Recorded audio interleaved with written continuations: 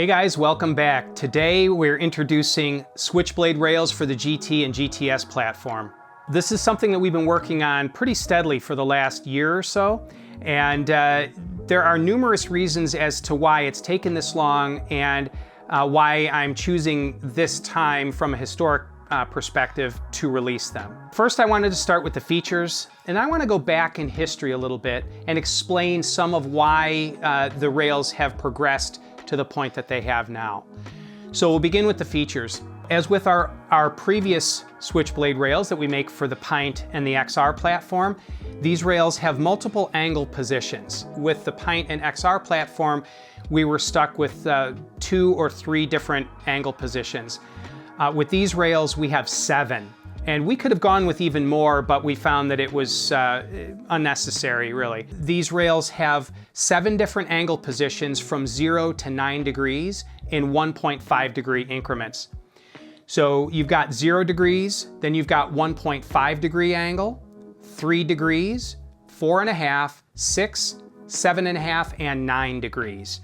And it's identical front and rear. One of the primary reasons for having that many angle positions and to go as steep as 9 degrees was because we wanted to be able to give the rider a full range of angle positions based on what's available right now, both in the FM and the VESE platforms, as well as what might be popular in the future.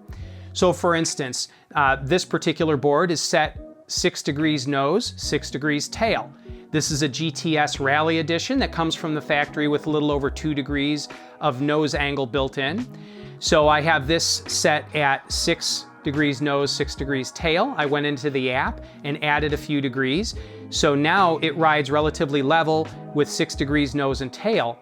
So that gives us an overall 12 degree angle between the two. But what we could do is take the tail all the way up to 9 degrees and drop the nose to 3 degrees. What that does is it gives us that same 12 degree angle difference between the front and rear foot, but in a different orientation. If both front and rear foot pads are set at 6 degrees, let's say, then you have this symmetrical angle with the axle at the center point. But let's say you've got the nose at 3 degrees and the tail at 9 degrees. Well, in order to have the feet at the same height, now the board will rock backward. So what that means is, let's say you want a 6 degree angle between the 2 foot pads, or a 12 degree angle between the foot pads, or whatever it might be.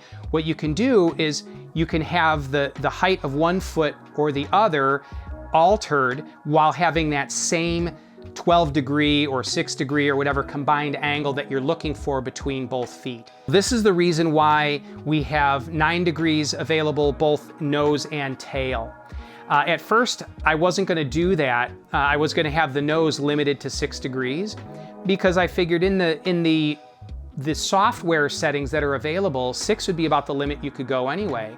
But then I realized again that if you wanted to have maybe the nose at 9 degrees and the tail at 3 degrees, you could have your front foot with a little bit more of a heel down, nose up attitude, and your rear foot a little bit flatter while keeping the feet at the same actual height off the ground, which would be similar to Future Motion's recurve rails. These are the things that we've had to think through over the last year or so. Now we'll go ahead and go into the history of the Switchblade rails and the difference between the XR and Pint platform versus what we've got here, and that will help explain more as to why it's taken so long to get to this point. This is an XR. This set of Switchblade rails we designed, goodness, I think about 2.5 years ago at this point.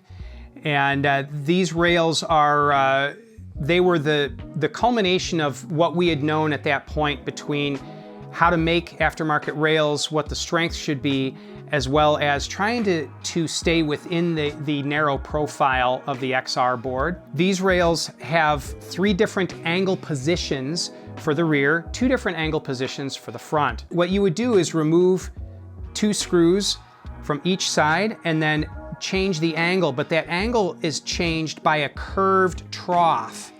So as you change that angle, it sweeps the foot pad rearward and upward, which allows for angle adjustments within a very small profile here, but there are limits. Number one, you have very limited number of angle positions that you can achieve. Number two, there's a lot of material in that area, so these rails tend to be a little bit heavy, and it forces the angle adjustment knuckle, I would call it, outward quite a bit. When we started looking at making switchblade rails for the GT, we found that the charge port, located right here, was in the way of that angle knuckle, and therefore it just wasn't feasible to use this style on the GT. And we also wanted more angle positions for the GT versus the XR. And on top of all of that, we had already been making rails that have a higher profile in the middle. Our 357 and 007 rails have this identical side profile. And that side profile allows not only for axle height adjustment, but gives us enough room to use our multi-hole angle position system that we have here. This was a culmination of looking at what we knew about the XR platform and these switchblade rails versus the different profile area that we have to work with on the GT and GTS platform, as well as the location of the charge port. That charge port location was, I would say, 75% of the difficulty in making these. We couldn't put these adjustment holes outboard of the pivot position hole because of the charge port. We looked at putting them way out here, but there just isn't enough height to allow for all the angles we wanted, and that pushed it inward. There was a lot that we had to go through to adapt the idea of angle adjustable rails to the GT and GTS platform, but this gives you guys at least a little taste of what we had to contend with. Now that you've seen the history of the way the XR and again the Pint platform switchblade rails are identical to the XR, you can better understand where we're going with these. We'll go ahead and I'll show you how the angle adjustments work and you'll get a better idea. So for angle adjustment on these rails, you would remove the small screw from each left and right side of the rail, and you can slightly loosen these pivoting screws, and what that allows is it allows the angle to be adjusted up or back down again, and again in 7 different angle positions from 0 to 9 degrees, so in very fine positions. This different adjustment method also is much stronger than the previous switchblade design. We've got more spread between the 2 screws, which gives less side load on each screw and provides a greater amount of strength of this knuckle joint or angle adjustment portion. Also, it's very easy for us to change this design to change the angles if we so choose in the future to go with even steeper maximum angle or additional angles or whatever. All we need to do is change the position and location of the height adjustment holes on the sides of the rails. To make these angle changes, all that is needed is to remove 1 screw from each side for the front, 1 screw from each side at the rear to make the angle adjustments, versus our previous switchblade design on the XR and Pint platforms. You had to remove 2 screws on the left, 2 screws on the right for each foot pad to make an angle change. So this is actually quicker to make the angle change versus the XR and Pint platform. Another benefit to this design is you can remove these screws and remove the side plates while leaving the blades attached to the foot pad and bumper assemblies, and you could in essence section the board down without having to remove deletes and foot pads and bumpers and completely disassembling the board. You can just remove the handful of screws at either side, pull the side caps off, or even in theory leave the sides attached to the axle carriers and just remove the nose and tail sections. It's a more serviceable design as well. In fact, the board becomes even easier to service than stock if you're using the switchblade rails. Part of the timing in releasing these when we did, right now we're celebrating the 3rd year since we designed our first OG Trust rails. And it was a perfect release time, but also right now the industry is moving in a direction. Future Motion is very established in their method of doing things, the way they produce their boards, the way the software and firmware is set up, the way the app is set up to work. And there have been a lot of questions about angle adjustability for the nose. Is Future Motion going to give us digital shaping as far as the nose angle or not? Currently in the app you can adjust nose angle, but the board rides a little bit unusual if you ride in both directions. The question that all my customers kept asking me was, well, do we buy 007 rails that have a flat nose? Because then the controller is sitting at level and we don't have to worry about what to do as far as angle adjustment. But other people want an angled nose, but they were concerned about what was Future Motion going to do in the future related to the angle adjustability. Is it going to be there or not there? So we felt that it was a good opportunity to release the Switchblade rails now, because what you can do is you can buy these rails, and whether you have a standard GT, standard GTS, or a Rally Edition that have different nose position angles set from the factory, now you have one rail set that will work for all of them. If you want to go into the app, let's say you're a rider that does ride in both directions. So you don't want to be riding nose up because you like to ride in both directions, but maybe you're going to go off-road riding where you're not going to be riding in both directions and you would like the nose up. You can adjust the rails up, go into the app, set the nose up for that 3 degrees or whatever you want to ride it at. Lock the rails down, you have the app set, and you can go. It takes less than 2 minutes to change the app and the angle adjustment of the board combined. And you can ride the board with the nose angled up using the angle up, the nose tilt angle in the app, and ride that way. But then you can go back, set it at level, and then set the nose back down to 0 very, very easily. Also with the VESC guys that are out there they can set their controllers at any angle they want. Now you've got a rail that you can go ahead and go into the VESC tool, change the nose angle to whatever you want, and adjust the rails accordingly. I have found that I love this board that has 6 degrees nose and 6 degrees tail. 12 degrees seems to be, for me anyway, my most comfortable angle position to ride at. But that 6-degree nose angle, it's a difficult angle to achieve unless you're riding a VESC built board or a Rally Edition board like this one, and then setting the nose even higher than the included 2 or 2.5 degrees that the factory gives. One of the things that I wanted to make sure that we did was to make our components as a family work together as smoothly as possible and in an integrated manner. To that end, what we did is we made these adjustment screws for the angles on the Switchblade rails. We're using the same screws that are used for the ice block axle carriers. We have version 2 screws for the ice block axle carriers that have deeper broaching for deeper insertion of the Allen wrench, so you can get better purchase on the screws in order to make them tighter should you want to do that. And those screws have proven to be really, really good in the field. We've had good success with them. So what we've done is we've carried those screws over to the angle adjustment positions on the rails. Now what you can do is use a single Allen wrench. We're going to be including with every Switchblade rail set a single Allen wrench that at one end is 5mm Allen key, the other end is 6mm. And that way you've got in one Allen wrench the ability to adjust the angles on the Switchblade rails and the height adjustability on the ice block axle carriers if you have indeed purchased those separately to go with your rails. And that brings up the question that a few people that I've shown these to have had, and that is, do they have to run our axle carriers or will these rails work with others? So the inside profile of these rails is the same as our 007 and 357 rails. In fact, if you were to lay one of those rails over the side of this, they are the identical profile. A couple people have mentioned this looks somewhat large. Well, a little bit of that is a visual effect of the difference in color between the center and the blades. But this profile shape is identical between our current 007 and 357 rails. The height, the offset, everything, the bottom is the same flat plane, the top has the same curved arch.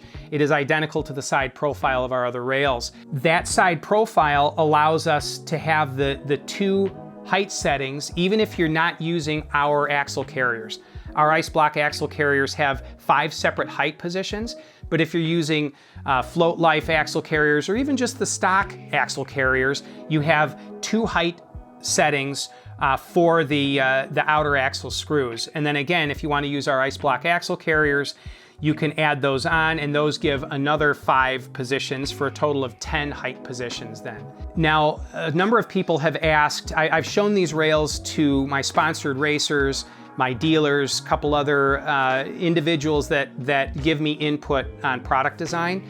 One of the first things that they had, each of them pretty much had brought up was, well, what about people who have just bought other rails or are considering our other rails in comparison to these? Bear in mind that every rail has its uses. Our standard 007 and 357 rails are extremely lightweight and they're less costly.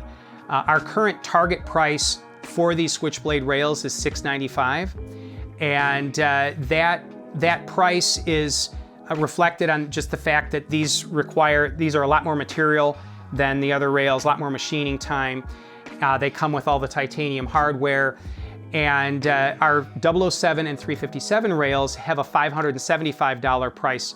So there's a $120 difference in cost between the two, as well as weight is different. The 007 and 357 rails are much lighter than stock. These rails are a little bit heavier than stock. We're not in actual production yet. These are prototype rails, but it looks like about 200 grams more weight versus the stock rails. And our 007 and 357 rails are, if I remember correctly, 400 grams lighter than stock, which means there's a 600 gram difference between our 007 and 357 rails versus these Switchblade rails, and $120 cost difference. So you need to weigh in your own mind if you're going to be taking advantage of multiple different angles and the added weight penalty isn't a problem for you, the added cost isn't a problem, this is the way to go. But if you want to save a few dollars and you really want ultra lightweight and you know exactly what angle you want, go ahead and get the 007 and 357 rails. Those are the good choice in that direction. But bear in mind, it's not that these are, if you have a stock board and you add the Switchblade rails, you're only adding a couple hundred grams to the board. It's a very small weight penalty. But the difference between these and our ultralight rails is more substantial and something that you need to bear in mind before you decide to make a purchase. I've been doing a lot of testing on these rails in a number of different ways. One, to see if moving the center of mass closer to the middle, which is what these rails do, if that is beneficial. So the blades on these rails are just as ultralight. They're made in the same way as our 007 and 357 rails, but the added mass is in the center. And what I've found is the board has the same light feel in changing angles, because you've got that mass is moved from the outer perimeter, from the extreme perimeter or outside edge of the board toward the center. Anyone that has built race cars or motorcycles know that moving the weight to the center of, moving the center of mass closer to the middle is much better for vehicle dynamics. It gives you a lighter feel. The board is more willing to change directions. We also wanted to make sure that the screws were strong enough. I have a test fixture at home that I've been testing the shear strength of our titanium fasteners to make sure that they're strong enough for the task. I also wanted to make sure that there weren't any unforeseen issues, wire chafing running through the rails or interference issues or anything of the sort, and we haven't yet found any issues there. We have also changed the length just slightly. The nose and tail have each been moved away from the tire by 3 millimeters. That was done for a couple of reasons. The primary reason is, as you change the angle, you're moving the delete or the edge of the bumpers closer to the tread of the tire. So we wanted to make sure that rubbing was not an issue, and also to allow for a different variety of tires. We are going to be making center sections that are longer for the BTG tire guys out there that want to run the large Burris tire. So, and I have found that increasing that length just a few millimeters, there's plenty of wire, there's enough extra wire in the controller and battery box for the connector cable between the two, and the motor cable. The GTS has a longer motor cable than the GT, But even a GT, we found that you can sneak a few millimeters, maybe 7 or 8 millimeters of motor cable out of the axle should you need it. But all the later model boards, wire length from the motor to the controller box has not been an issue.